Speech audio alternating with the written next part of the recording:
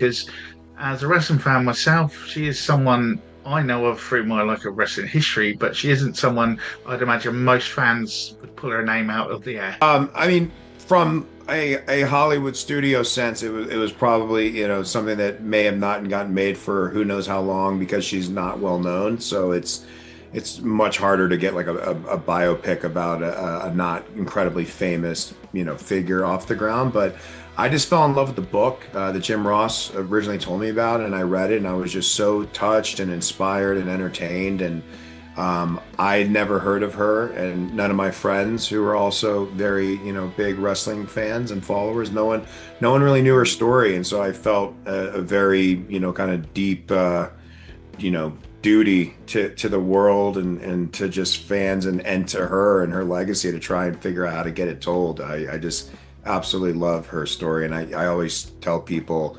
to definitely read the book if they enjoy the movie at all, just because there's so much story, and we tried to put 20 plus years of fascinating history in a 2 hour movie, which is no easy feat. And and Emily, same for you then. Were you aware of Mildred Burke? And I imagine as an actor, you're researching into you'll be researching into it. Were you aware? What did you find as you started on this journey? Well, one of the main reasons that I was so pulled to Mildred is that after reading Ash's wonderful script for the first time, I turned to my partner and was like, "Have you ever heard of this woman?"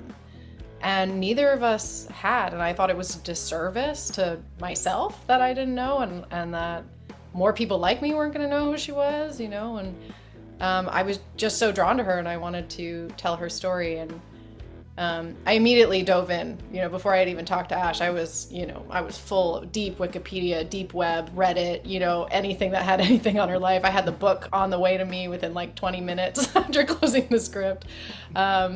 Regardless of, knowing if I had the opportunity to, get to play her and become such good friends with her, I was very drawn to her from the minute I heard of her story.